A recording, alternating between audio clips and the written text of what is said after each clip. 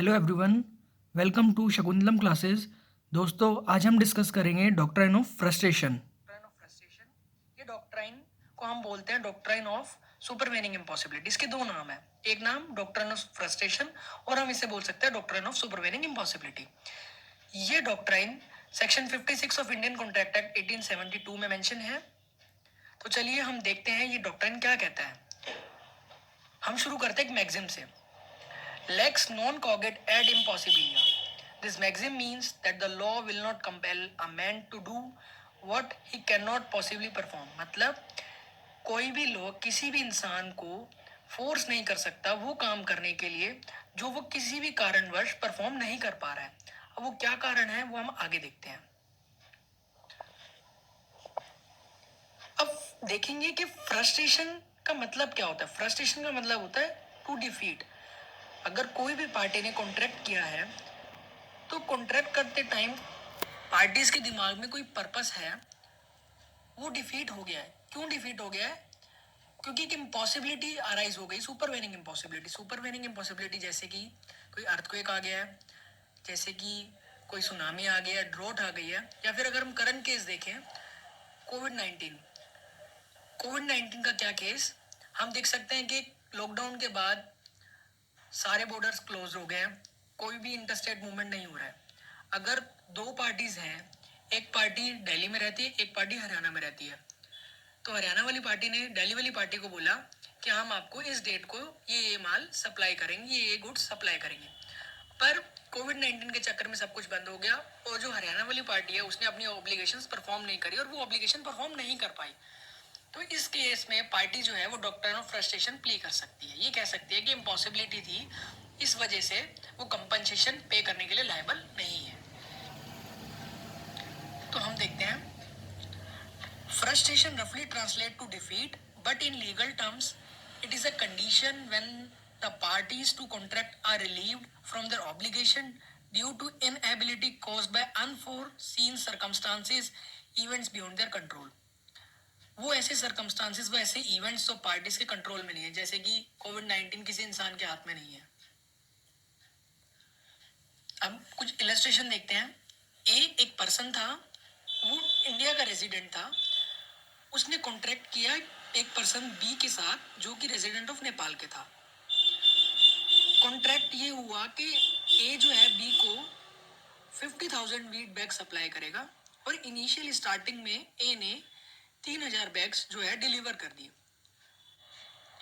But कुछ समय बाद इंडिया और नेपाल के बीच में वॉर अनाउंस हो गया और जो गवर्नमेंट ऑफ इंडिया है उसने सारे बिजनेस ट्रांजेक्शन्स नेपाल के साथ सस्पेंड कर दिए, खत्म कर दिए। तो ये कॉन्ट्रैक्ट क्या हुआ, यहाँ पे वॉइड हो गया क्योंकि इम्पॉसिबिलिटी क्रिएट हो गई, सुपरवेनिंग इम्पॉसिबिलिटी क्रिएट हो गई। वॉर किसी एक या दो पर्सन के हाथ में नहीं है। तो यहाँ क्या लिखा है, A a resident of India entered into a contract with B a resident of Nepal for the export of 50,000 wheat bags. Initially 3,000 bags were delivered. Later war was announced between India and Nepal and the government of India suspended all the business transaction with Nepal and after this contracts become void. अब हम देखते हैं section 56। Section 56 क्या कहता है। जो impossibility होती है वो दो टाइप की होती है। पहली होती है इनिशियल इम्पॉसिबिलिटी, दूसरी होती है सुपरवेनिंग इम्पॉसिबिलिटी। इनिशियल इम्पॉसिबिलिटी कैसे कि हम कोई कॉन्ट्रैक्ट कर रहे हैं, पार्टीज टू कॉन्ट्रैक्टर कोई भी कॉन्ट्रैक्ट कर रही है तो उसको पहले ही पता है ये काम पहले हो ही नहीं सकता, स्टार्टिंग से ही वो वॉइड एब इनिशियो है, उसको करना मुश्किल है। कैसे, ये हम आगे देखते हैं। दूसरा है सुपरवेनिंग इम्पॉसिबिलिटी या फिर हम बोल सकते हैं सबसीक्वेंट इम्पॉसिबिलिटी। सबसीक्वेंट इम्पॉसिबिलिटी मतलब किसी पार्टी ने कॉन्ट्रैक्ट किया, इनिशियली वो पॉसिबल था पर बाद में जो है वो इम्पॉसिबल हो गया। कुछ सर्कमस्टांसेस, कुछ इवेंट्स ऐसे अराइज हुए तो पार्टी के लिए पॉसिबल नहीं था वो अपनी ऑब्लिगेशंस को जो है परफॉर्म कर पाए। तो देखते हैं हम फर्स्ट पैराग्राफ सेक्शन 56 का क्या कहता है। The first paragraph of section 56 deals with the subsequent impossibility which states that the performance of a contract become impossible after the contract has been entered into due to events like earthquake, flood, tsunami, etc., which could not have been prevented by the promisor and hence the contract is rendered void. Promisor जो है उसको रोक नहीं सकता, flood को वो रोक नहीं सकता, अर्थक्वेक को वो रोक नहीं सकता, इसके लिए जो कॉन्ट्रैक्ट है वो वाइड हो गया। अब सेकंड पैराग्राफ जो है वो इनिशियल इम्पॉसिबिलिटी की बात करता है। अब इनिशियल इम्पॉसिबिलिटी जैसे कि मैंने आपको बताया कि स्टार्टिंग से ही प्रोमिसर को पता है ये काम हो ही नहीं सकता। तो क्या लिखा है देखते हैं। The second paragraph states that when a promise is made which is known or could have been known, या तो पता है या पता लग सकता है with due diligence, to be impossible और अनलॉफुल टू परफॉर्म। इम्पॉसिबल और अनलॉफुल है, ये परफॉर्म हो ही नहीं सकता। जो ये एग्रीमेंट फिर जिस प्रॉमिस के बेस पे हुआ है वो वॉइड एब इनिशियो है। और प्रॉमिसर जो है is liable to pay compensation to promisee for the loss incurred. Loss incurred किस वजह से? नॉन परफॉर्मेंस की वजह से, कि प्रॉमिसर ने पहले प्रॉमिस कर दिया और उसको पता है कि ये काम तो हो नहीं सकता और फिर भी प्रॉमिस कर दिया, तो वो प्रॉमिसी को कंपनसेशन पे करेगा। अब आगे हम देखते हैं कुछ इलस्ट्रेशंस। इलस्ट्रेशन पहला है सबसीक्वेंट इम्पॉसिबिलिटी का। यहाँ पर लिखा है A and B contract to marry each other before the time is fixed for marriage, A goes mad, the contract becomes void.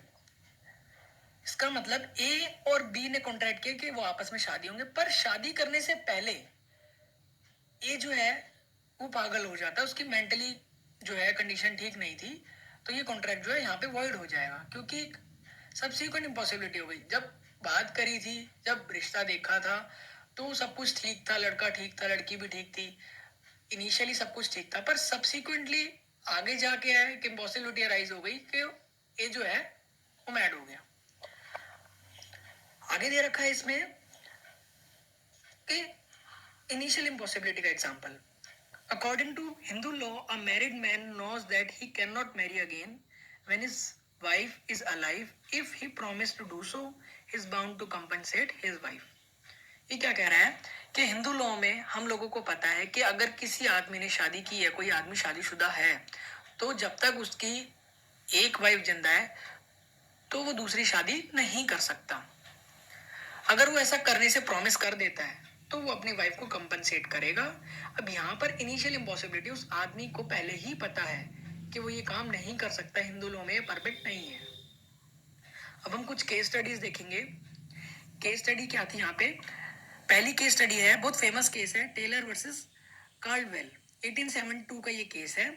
अब इस केस में क्या हुआ था? इस केस में था कि ए और बी था, उन्होंने कॉन्ट्रैक्ट किया जहां पर ए ने एग्री करा कि वो अपना म्यूजिक हॉल बी को दे देगा।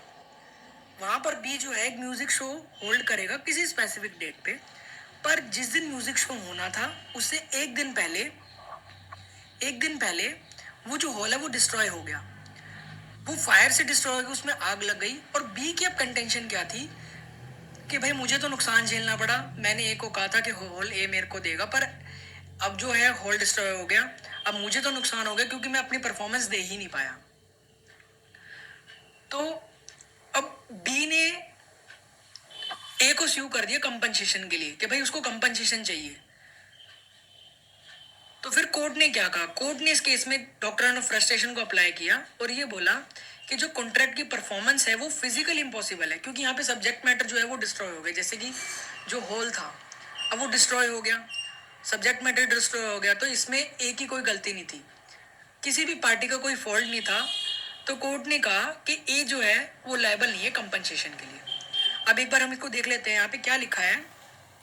In this case, A and B entered into a contract in which A agreed to let his music hall to B for holding a music show on some specific date. A day before on which the music show was to be held, the music hall was destroyed by fire without the fault of A. On the failure to perform the promise, B sued A for compensation. B's compensation was that B's contentions was that he suffered damages due to inability to perform his music show as the hall was destroyed by fire. The court in this case applied the doctrine of frustration and said that performance of contract had become physically impossible due to destruction of the music hall without the fault of neither party. Therefore, A is not liable to pay compensation. आगे हम देखते हैं the impossibility Here implies not only physical impossibility but also objects undertaken by the party which it failed to materialize. मतलब जरूरी नहीं है कि खाली फिजिकल इम्पॉसिबिलिटी है तो पार्टीज ने कह दिया कि नहीं हम यहाँ पर फिजिकल इम्पॉसिबिलिटी के साथ कोई और भी इम्पॉसिबिलिटी हो सकती है. कोई भी ऑब्जेक्ट जो पार्टीज ने अंडरटेक किया उसको परफॉर्म नहीं कर पा रहा, उसको पूरा नहीं कर पा रहा, तो वो भी एक इम्पॉसिबिलिटी कहलाएगी फिजिकल इम्पॉसिबिलिटी के साथ साथ. एक केस था सत्यव्रता घोष वर्सेस मुनिग्राम AIR 1954. अब इस केस में क्या हुआ था? इस केस में हुआ था कि एक डिफेंडेंट कंपनी थी, वो एक लार्ज ट्रैक्ट ऑफ लैंड की ओनर थी. कंपनी ने जो है एक स्कीम डेवलप करी कि वो लैंड जो है उसकी वो उसको डेवलप करेगी रेजिडेंशियल पर्पसेस के लिए. और जो परचेजर होगा ना प्लॉट का, उस स्कीम के अंदर उसको कुछ अर्नेस्ट मनी, कुछ आगे कुछ एडवांस पे करना होगा at the time of agreement. और लैंड को सुटेबल बनाने के लिए, बिल्डिंग के लिए या फिर रेजिडेंशियल पर्पसेस के लिए कंपनी ने वहां पर रोड्स और ड्रेन्स बनाना शुरू कर दिया. और जैसे ही काम कंप्लीट होना था, परचेजर जो था उसको बाकी का बैलेंस अमाउंट पे करना था. अब प्लेंटिफ ने यहाँ पे इस केस में क्या हुआ, वो एग्री हुआ एक प्लॉट खरीदने के लिए, जिसके लिए उसने अर्नेस्ट मनी ₹101 जो है वो डिफेंडेंट या कंपनी को पे कर दिए. पर उस डेवलपमेंट से पहले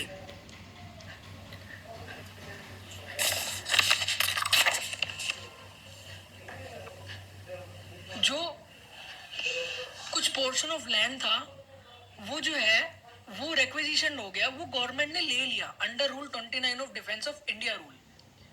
क्योंकि जो सेकेंड वर्ल्ड वॉर था वो डिक्लेयर हो गया था और वो मिलिट्री पर्पस के लिए था. तो company wanted to cancel the contract. Company जो चाहती थी कि वो कॉन्ट्रैक्ट को कैंसिल कर दे, क्योंकि वो अपना कॉन्ट्रैक्ट वो परफॉर्म नहीं कर पा रही थी, अपनी ऑब्लिगेशन नहीं कर पा रही थी, क्योंकि सुपरवेनिंग इवेंट था. सुपरवेनिंग इवेंट यहाँ पे क्या था? यहाँ पे सुपरवेनिंग इवेंट जो था वो वॉर था. अब यहाँ पर क्या हेल्ड हुआ हम देखते हैं. यहाँ पे ये हेल्ड हुआ कि जो पार्टीज थी उनके बीच में कोई टाइम ही स्पेसिफाई नहीं किया गया था. जो कंपनी थी डिफेंडेंट कंपनी, उसने कोई टाइम नहीं स्पेसिफाई किया था कि वो ड्रेन्स को कब बना के, कब कंप्लीट करके वो जो परचेजर है उसको हैंड ओवर कर देगी. और जो परचेजर था वो भी कंसर्न नहीं था. अब ऐसे तो कोई टाइम लिमिट स्पेसिफाई नहीं है, तो ऐसे तो वो कब भी कितना भी लंबा भी टाइम कह देंगे और उसके बाद कोई सुपरवेनिंग इम्पॉसिबिलिटी आ जाएगी तो वो प्लीड कर देंगे. तो ऐसा नहीं होता, कुछ टाइम स्पेसिफाई होता और फिर कुछ सुपरवेनिंग इम्पॉसिबिलिटी आ रही थी तब पार्टी कुछ कहती. और कोर्ट ने यहाँ पे कहा कि जो रिक्वेजिशन ऑफ लैंड था वो टेम्परेरी पर्पस था, टेम्परेरी पर्पस के लिए, वर्ल्ड वॉर टाइम के लिए था, तो इसलिए यहाँ पे डॉक्ट्रिन ऑफ फ्रस्ट्रेशन जो है अप्लाई नहीं होगा. तो आइए एक बार हम इसे पढ़ लेते हैं ये केस को पूरे को. In this case, the defendant company was the owner of a large tract of land. A scheme was developed by the company for the development of the land for residential purposes. The purchaser of a plot under the scheme was to pay some earnest money at the time of agreement for making the land suitable for building residential purpose. The company undertook to construct the necessary roads and drains. As soon as they were completed, the purchaser was to complete the conveyance by payment of the balance of the consideration money. The plaintiff agreed to purchase one such plot and paid an earnest money of ₹101 before the defendant could make the development. Some portion of land was requisitioned by the government under Rule 29 of Defense of India Rule during the Second World War for military purposes. The defendant or company wanted to cancel the contract due to inability to perform its obligation caused by supervening event. It was held that there was absolutely no time limit fixed within which the roads and drains were to be completed. It was left solely on the convenience of the company, that is defendant, and the purchaser had no concern about it. The court said that under these circumstances, and also because of the fact that requisition of land was only of the temporary character, the contract was not frustrated. तो हम देख लेते हैं कुछ short points हैं इसके, ये case के, कि डिफेंडेंट कंपनी थी, उसके पास लैंड थी, उसने स्कीम डेवलप करी रेजिडेंशियल पर्पस के लिए. परचेजर को जो था कुछ एडवांस देना था, उसके बाद कंपनी जो है कंस्ट्रक्ट करना शुरू कर दिए रोड्स और ड्रेन्स. फिर परचेजर को जो था जैसे ही वो कंप्लीट है तो उसको बैलेंस पे करना था. उसके बाद लैंड एक्विजिशन हो गई. कंपनी ने कैंसिल करने की कोशिश करी, डॉक्टर ने फ्रस्ट्रेशन अप्लाई करके कोर्ट ने जो है कंपनी की प्ली को रिजेक्ट कर दिया, ये कह के कि कोई टाइम जो था वो स्पेसिफाई नहीं था और मोर ओवर जो रिक्विजिशन ऑफ लैंड था वो टेम्परेरी नेचर का था। अब एक और ग्राउंड है कि डेथ और इनकैपेसिटी ऑफ पार्टी से क्या पार्टी क्या फ्री हो सकती है? अगर किसी पार्टी की डेथ हो जाए या इनकैपेसिटी हो जाए तो वो क्या फ्री हो सकती है अपनी ऑब्लिगेशन से? तो हम देखते हैं यहाँ पे क्या है कि अगर कोई भी नेचर ऑफ कॉन्ट्रैक्ट ऐसा है कि जहां पर किसी भी इंसान को अपनी पर्सनल परफॉर्मेंस देनी है तो कॉन्ट्रैक्ट जो है कंडीशनल माना जाएगा। किस बेसिस पे? उसकी कंटिन्यूड लाइफ, उसकी गुड हेल्थ को देखते हुए कि अगर उसकी हेल्थ अगर गुड है, लाइफ वो सही एकदम सही चल रहा है, तो वो डिपेंड करेगा कॉन्ट्रैक्ट उसकी गुड हेल्थ पे, ताकि वो पर्सन वो अपनी ऑब्लिगेशंस को परफॉर्म कर पाए। हम देखते हैं when the nature of contract requires personal performance by particular person, the contract is deemed to be conditional upon the continued life और good health of the person so that such person can perform his obligation. अब यहाँ पर एक case है Robinson versus डेविंसन, 1871 का ये case है। इस केस में क्या हुआ था, डिफेंडेंट था, उसकी वाइफ थी और उसकी जो वाइफ थी वो एक पियानो प्लेयर थी। उस वाइफ ने प्रॉमिस किया कि वो एक पियानो प्ले करेगी एक कंसर्ट के अंदर पर्टिकुलर डे पे जो कि हेल्ड होना था, पर वो जो वाइफ थी वो परफॉर्म नहीं कर पाई ड्यू टू इलनेस, वो बीमार थी। और ये हेल्ड हुआ कि जो परफॉर्मेंस ऑफ कॉन्ट्रैक्ट जो है वो किस पे डिपेंड करता था, उस लेडी की कंटिन्यू गुड हेल्थ पे, ताकि वो अपने ऑब्लिगेशंस को परफॉर्म कर पाए। और इसी कारण से जो कॉन्ट्रैक्टर वो डिस्चार्ज हो गया था इलनेस की वजह से। और फर्दर जो डिफेंडेंट था, जो हस्बैंड था, जो वाइफ थी जो जिसने कंसर्ट करना था, तो उसको लायबल नहीं ठहराया गया कंपनसेशन के लिए, क्योंकि डॉक्ट्राइन ऑफ फ्रस्ट्रेशन जो है यहाँ पर अप्लाई हुआ। अगर आपको वीडियो पसंद आई तो लाइक करें, सब्सक्राइब करें और शेयर करें। Thank you.